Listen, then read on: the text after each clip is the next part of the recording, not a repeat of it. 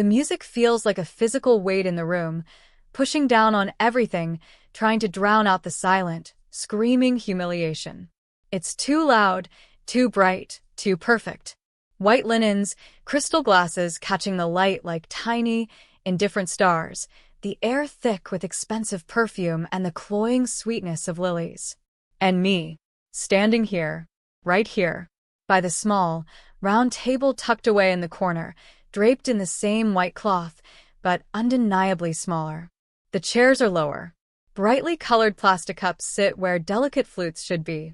A scattering of crayons lies next to a stack of paper placemats featuring cartoon animals. It hits my lungs like a punch. The carefully constructed composure I've worn all day, the tight smile plastered on my face through the ceremony, it threatens to shatter into a million tiny, sharp pieces right here on the polished dance floor. Someone is talking. My mother. Her voice is low, tight, like pulling a thread on a cheap suit. We thought it would be best. Less crowded at the main tables. More space. She gestures vaguely towards the sprawling landscape of adult tables, a sea of laughing faces, clinking silver. Space? There's acres of space. This room could swallow us all whole. My eyes burn, but I refuse to blink. I refuse to let a single tear escape. Not here. Not now. Best? Best for who? Not for me. Best for the illusion they've meticulously crafted, the pretty lie they've draped over the hard, ugly truth like this ridiculous white tablecloth. I look at the cartoon animals on the placemat. I feel like that giraffe. Sticking out, visible, yet utterly ignored, placed somewhere I don't belong. My sister, the bride, is a swirl of white across the room, laughing, oblivious, or perhaps willfully ignorant. My father stands beside my mother, his face a mask of practiced pleasantness, avoiding my gaze. This isn't just a seating arrangement. It's a statement, a dismissal, a public declaration of where I rank. Somewhere between the flower girl who just lost a tooth and the ring bearer who looks dangerously close to a sugar crash. Let me know where you're watching from and what time it is. And if you haven't already, please subscribe. It helps me more than you know. My life before this moment wasn't particularly dramatic. It was steady, predictable. I worked hard, built something solid for myself, brick by painstaking brick, while my sister, bless her free spirit, chased dreams that shifted like desert sand. I was the anchor, the responsible one, the one who paid her own way through school, saved diligently, made cautious investments. I wasn't rich by any stretch, but I was comfortable, secure. A quiet port in the unpredictable storm of our family. My sister, Lily, was always the star. Bright, effervescent, charming. Everything came a little easier to her, or so it seemed. Attention gravitated towards her like iron filings to a magnet. I was the moon, orbiting quietly in her orbit, reflecting her light, often invisible in her glare. I didn't resent it. Not really. That was just the way it was. Our parents adored her. Their hopes, their dreams, their anxieties, they all centered on Lily. I was reliable. A known quantity. No drama, no fuss. I handled things. Our parents weren't poor, but they weren't wealthy either. They lived comfortably, but major unexpected expenses, like a wedding, were a source of visible stress. Lily's engagement was a whirlwind of excitement and immediate panic about the cost. She had always dreamed of a big, beautiful wedding. A fairy tale. And fairy tales, it turns out, come with invoices. The conversations started subtly. Hints dropped during family dinners. Worries expressed over the phone. We just don't know how we'll afford everything Lily wants. Weddings are so expensive these days. We want her to have the perfect day, but... Then came the direct ask. My mother called. Her voice was tight with a carefully constructed blend of hope and desperation. She painted a picture of Lily's dream venue. The dress, the catering, the guest list that seemed to grow daily. The numbers she quoted made my stomach clench. It was far more than they could manage. Far more than I had readily available in my primary savings. She explained the shortfall. how much they'd managed to scrape together, how much they could borrow, and the significant gap that remained. A gap that would force Lily to scale back her dream dramatically. There was a pause on the line, heavy and expectant. Then she finally said it, hesitantly, as if the words were physically painful for her to utter. We were hoping, darling, that maybe you could help? Just a little? A little? The figure she mentioned for the shortfall wasn't a little. It was a substantial percentage of my total savings. The money I had earmarked for a down payment on a small apartment, a goal I'd worked towards for years. My escape hatch. My little piece of ownership in the world. My mind raced. I thought about Lily, her face alight when she talked about her fiancé, about the future. I thought about my parents, their visible stress, their desire to give their daughter this perfect day. And I thought about my own quiet, predictable life. Did I need that apartment right now? Could I rebuild those savings? The silence stretched. My mother made a small, anxious sound. It's just, Lily's always dreamed of this. And we hate to see her compromise.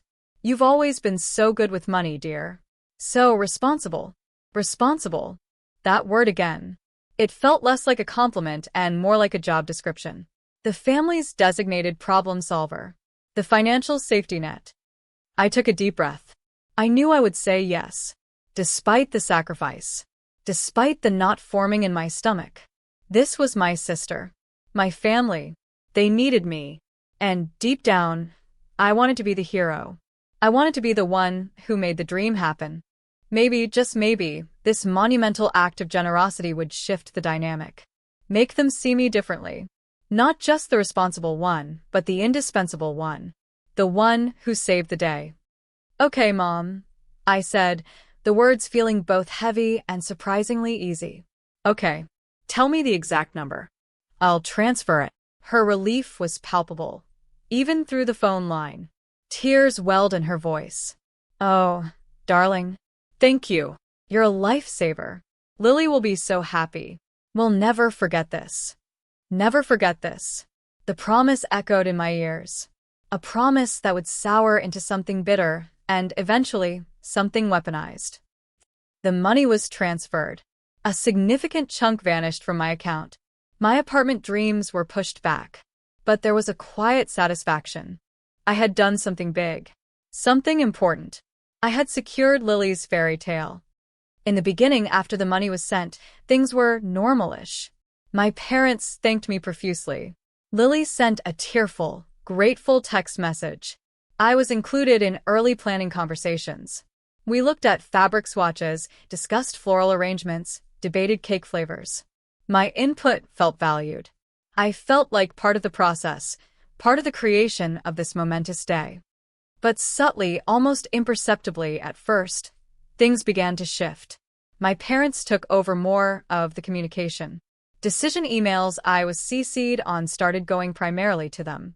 When I offered suggestions, they were often met with polite nods and then quietly disregarded.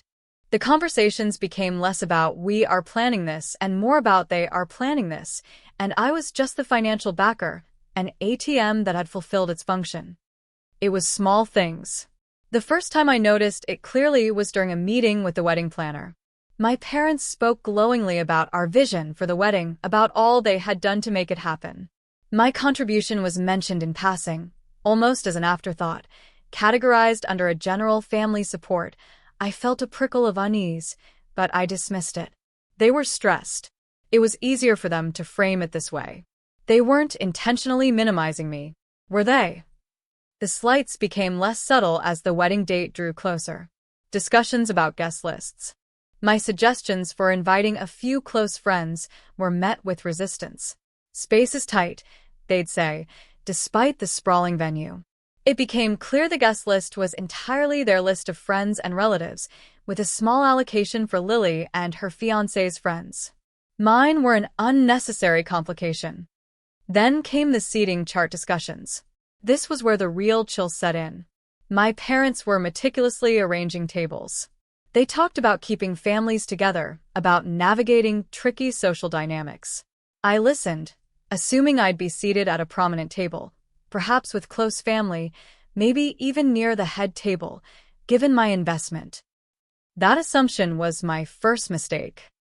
The deeper we got into planning, the more I felt my role morphing from active participant to passive observer. My parents started referring to the wedding as our gift to Lily and Groom's name. Our gift. Singular.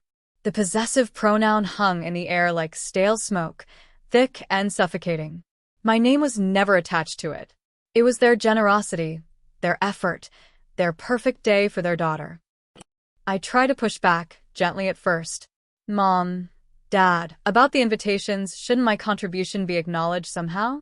Not for me, but so people understand how much went into this. My father waved a dismissive hand. Nonsense, dear. Family helps family. We don't need to make a fuss about who paid for what. It's a family effort. A family effort where one member bore the vast majority of the financial burden while others took all the credit. Right.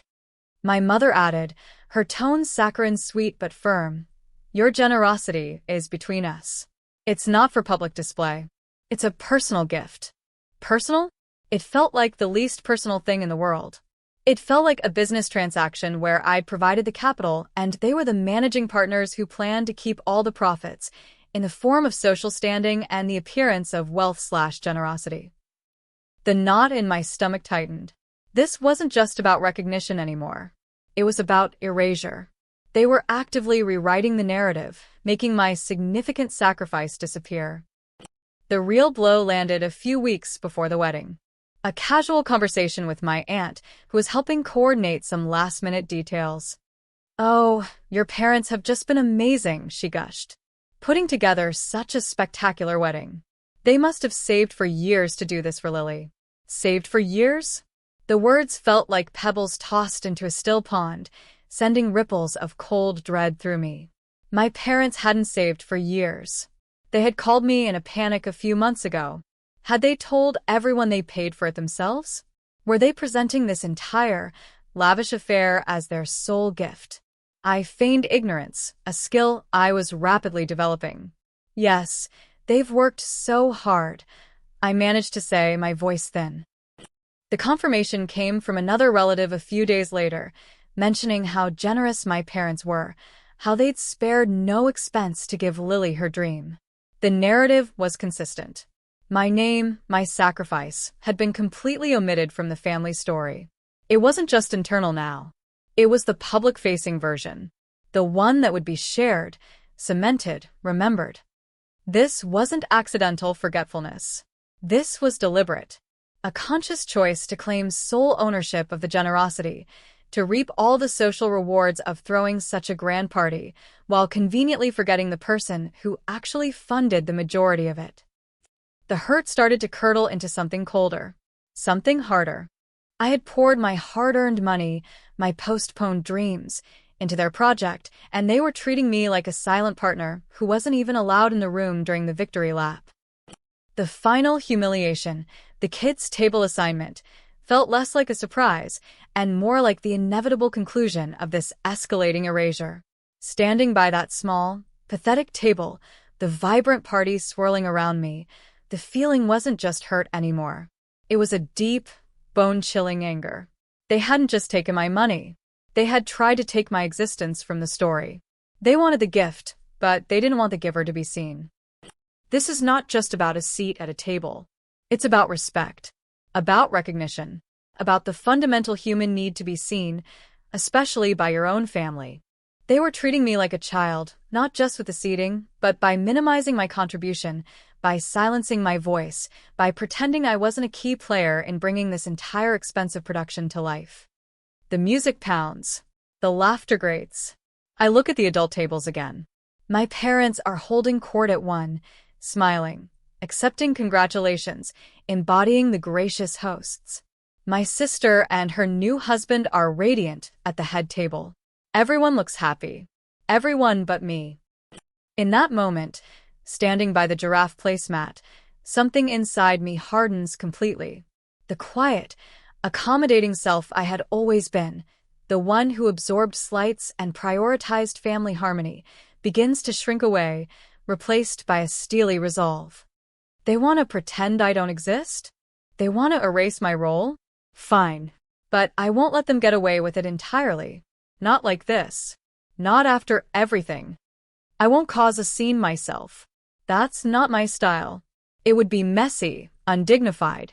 It would give them ammunition to paint me as the unstable, jealous sibling. I won't give them that satisfaction. But the truth has a way of finding its own light. And maybe, just maybe, I can arrange the stage for that light to shine exactly where they least want it. My eyes scan the room, landing on the head table. On my new brother-in-law. He seems like a decent man. Kind. He clearly loves Lily. He's seen me around, of course, but I haven't had much one-on-one time with him.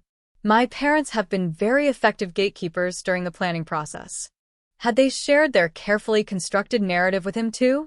Did he believe this was solely their gift? A dangerous thought takes root. If the truth isn't going to come from my parents, and I won't force it out myself in a dramatic outburst, perhaps there's another way. A more strategic way. The microphone stands ready near the head table, waiting for the speeches. The best man will speak. The maid of honor. The father of the bride. And the groom. The groom. He's the key. He's joining this family. He deserves to know the truth about where his perfect wedding actually came from.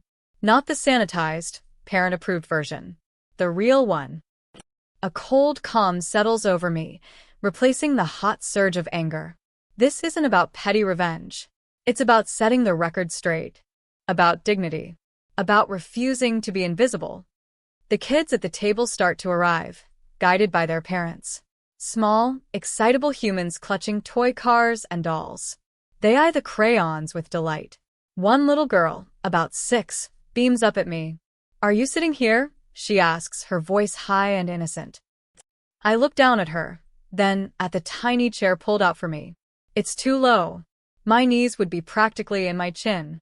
The indignity of it washes over me again, but it's tempered now by the hard core of my new resolve. "Yes, I am," I say, my voice steady. A dark, dry humor touches my lips. "Looks like we're the VIP section." The little girl giggles, accepting this pronouncement without question. Children are so beautifully straightforward. They see what is, not what you pretend it is. The music shifts to something softer as dinner service begins. The maitre d' directs guests to their tables. I watch my parents smile and nod as their friends are seated at prime locations, tables they ostensibly paid for. My sister glows, holding her husband's hand under the table. I sit down at the kids' table. The plastic cup feels strange in my hand. The paper placemat feels flimsy. The conversation around me is about superheroes and cartoon shows. It's surreal. I'm surrounded by innocence and oblivious joy while plotting a quiet, surgical strike against the carefully constructed facade of the adults across the room. The food arrives. Chicken nuggets and fries for the kids. The real meals, the expensive ones I helped pay for, are being served at the adult tables. I am served the children's portion. Of course. It's another small, unnecessary dig. Another reminder of my designated place. I eat slowly, observing. Listening. My parents are loud now, their laughter ringing out frequently. They're basking. Soaking in the admiration, the congratulations on hosting such a magnificent event. Every compliment aimed at them feels like a direct insult to me. Every smile they receive feels like a stolen moment of recognition that should, at least partially, belong to me. My sister comes over briefly, her veil trailing behind her. She looks happy, genuinely happy. She doesn't seem to notice where I'm sitting.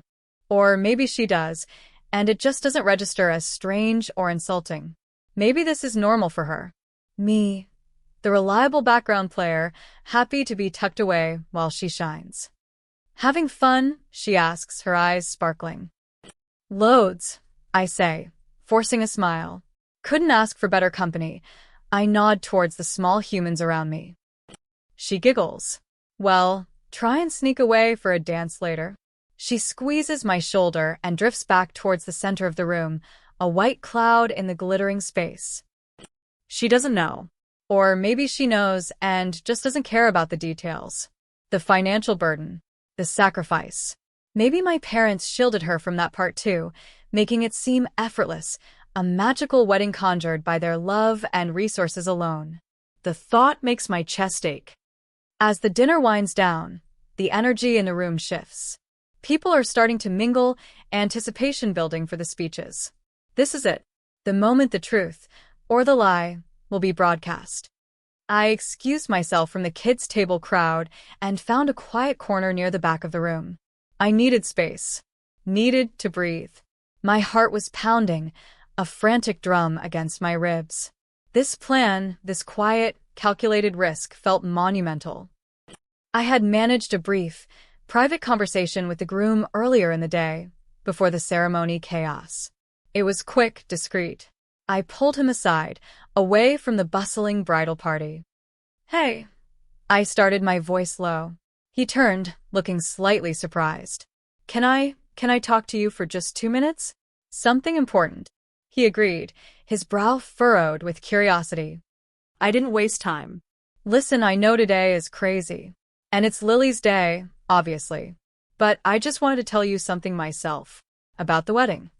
He waited, listening intently. "This wedding," I continued, choosing my words carefully. "It's beautiful. Truly. Lily deserves it. My parents have been very involved in making it happen. But the truth is, I funded almost the entire thing. Every vendor, the venue deposit, the catering, the flowers. It all came from my savings. The money I was using for a down payment on an apartment." His eyes widened slightly. He looked genuinely surprised. "Wait, really? Your parents said." "I know what they said," I interrupted gently. "And they've done a lot of work coordinating. But financially? It was me. I didn't do it for recognition. I did it for Lily because I wanted her to have her dream. But given how things have been presented, I felt you deserved to know the truth.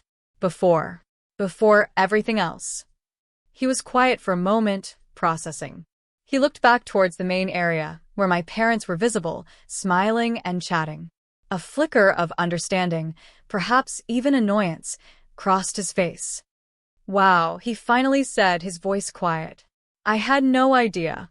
They made it sound like they'd covered everything, with some help from savings and loans." "Some help was me," I said dryly. "A lot of help, actually." He met my eyes, and I saw a look of genuine respect. And something else. A subtle disapproval of the situation. "That's incredibly generous of you," he said. Truly. "Thank you for telling me." "You're welcome," I replied. "Just keep it in mind." And that was it. The seed was planted. I didn't ask him to do anything specific. I didn't demand he announce it. I simply gave him the information. I trusted his character. I trusted that, presented with the truth, he would integrate it into his understanding of the day. And I knew, inherently, that when he stood up to give his speech, a thank you to those who made the day possible would be expected. Now, he knew who actually made it possible. Now, standing in the corner, watching the microphone area, the tension is a physical wire pulled taut inside me. The best man gives a hilarious speech. The maid of honor gives a heartfelt one. My father stands up, beaming, ready to give the traditional father of the bride speech. He talks about Lily, about his pride, about his love for her and her new husband. He talks about the journey to this day. And then he gets to the thank yous. "And of course," he booms, his voice amplified, filling the room, "we couldn't have done any of this without the incredible support of family. My wife," he smiles at my mother, "who worked tirelessly on every detail, and everyone else who pitched in to make this dream a reality for our little girl." Everyone else, a collective noun. Vague. Safe. It glosses over everything. It validates my fears. They truly intended to take full credit, burying my contribution under a blanket of generic gratitude. My mother beams next to him. Lily smiles, tearing up at his words. The guests applaud. My hands clench into fists at my sides, hidden in the folds of my dress. The anger flares again, hot and sharp. They're doing it. They're getting away with it. My father finishes, handing the microphone to the groom. This is it. The moment of truth. The groom, groom's name, stands tall, adjusting the microphone. He looks out at the crowd, a happy, slightly nervous smile on his face. He thanks the best man, the maid of honor, the bridal party. He thanks the guests for coming. He speaks directly to Lily, his voice thick with emotion, telling her how much he loves her, how happy he is to be marrying her.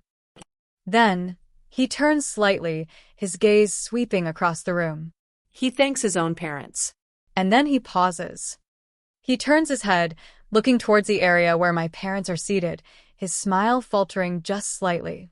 And then his eyes seem to find me, standing quietly at the back, exiled near the kids' table. A subtle acknowledgement passes between us, quick, almost imperceptible to anyone else. He turns back to the microphone. He clears his throat. The room is silent, expectant. And finally, he says, his voice clear and strong, carrying through the speakers, I want to take a moment to thank someone incredibly special. Someone whose unbelievable generosity is the only reason this incredible day was even possible. My parents straighten in their seats. My mother's smile is fixed, expectant. They are ready to receive their final public tribute. The groom continues, his voice unwavering. You've heard about the planning, the dreams, the effort. And yes, Lily's parents, my new mother and father-in-law, have put in immense work into organizing everything. He pauses, and the air feels charged. But the truth is, the vast majority of the financial burden, the sacrifices needed to bring this beautiful wedding to life, fell on one person's shoulders. He turns his head fully now, looking directly at me standing at the back. His gaze is steady, respectful. My sister-in-law, he says, his voice ringing with sincerity. My name? A collective gasp ripples through the room. It's not a loud sound, but in the sudden, stunned silence, it feels deafening.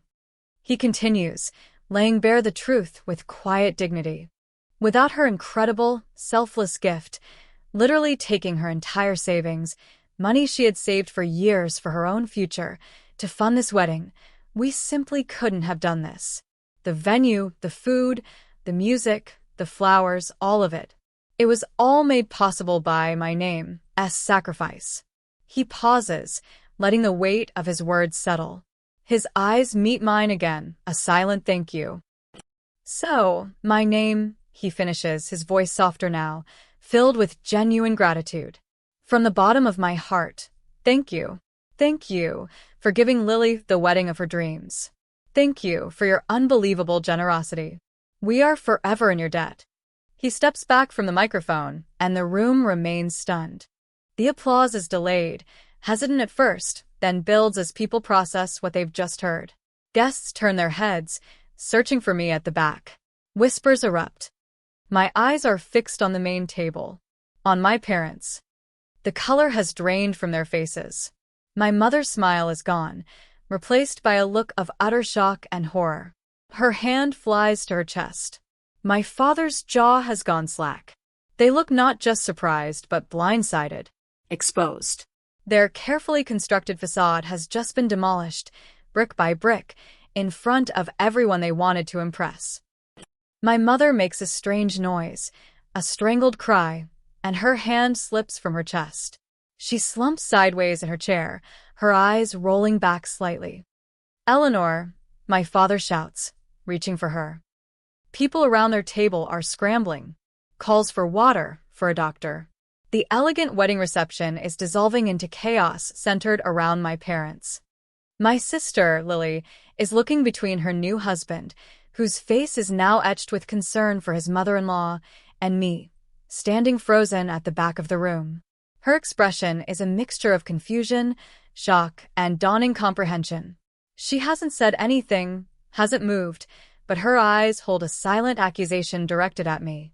How could I let this happen? But I didn't let it happen. I ensured the truth was known. The groom chose to speak it. Their reaction is entirely their own. The sudden drama around my mother pulls focus. Guests are crowding around their table. The wedding planner is rushing over, looking panicked. I don't move. I can't. A wave of exhaustion washes over me, now that the immense tension has broken. My heart is still hammering, But beneath the panic and chaos unfolding across the room, there is a quiet, cold sense of vindication. They wanted to erase me. They wanted to take the credit. And in the end, by trying to bury the truth so completely, they made its reveal that much more spectacular.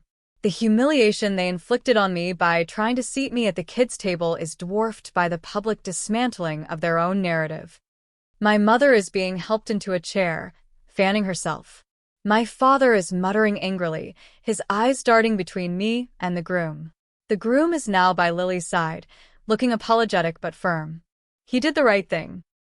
The room is buzzing. Every eye isn't on the bride and groom anymore.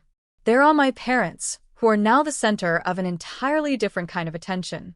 And they're on me, the silent figure at the back, who is just revealed as the true benefactor. People start approaching me. Not the ones from my parents' inner circle, but other guests, distant relatives, friends of the groom's family. Their faces show surprise, sympathy, admiration. "I had no idea," someone whispers. "That was incredibly generous," another says louder. Their words are a balm. They see me. They acknowledge the sacrifice. The invisibility is lifting. My parents recover enough to glare daggers across the room. My father's face is thunderous. My mother looks mortified. They tried to steal the narrative, and it blew up in their faces. Collapsing might have been dramatic, but the look in their eyes, the sheer, unadulterated fury and humiliation directed at me, is the real climax for them. They are blindsided. They never anticipated the groom, their new son-in-law, would be the one to expose them. The rest of the night is strange. The party continues, but the atmosphere is subtly different. The air of effortless generosity my parents had cultivated is gone, replaced by an awkward awareness. They avoid my gaze. Lily is teary and doesn't come near me. The gulf between us, widened by my parents' actions and now made public, feels vast and perhaps irreparable. But I don't sit at the kids' table anymore. A few guests spontaneously rearrange things, pulling up a chair at a nearby adult table. People come up to talk to me, expressing their astonishment, their respect. It's not the anonymity my parents wanted for me. Later, my father corners me by the coat check. His voice is low and shaking with rage. "How could you?" he hisses. "You deliberately sabotaged us. Humiliated us in front of everyone." "I didn't do anything," I reply calmly, my voice steady despite my trembling hands. "Your son-in-law told the truth.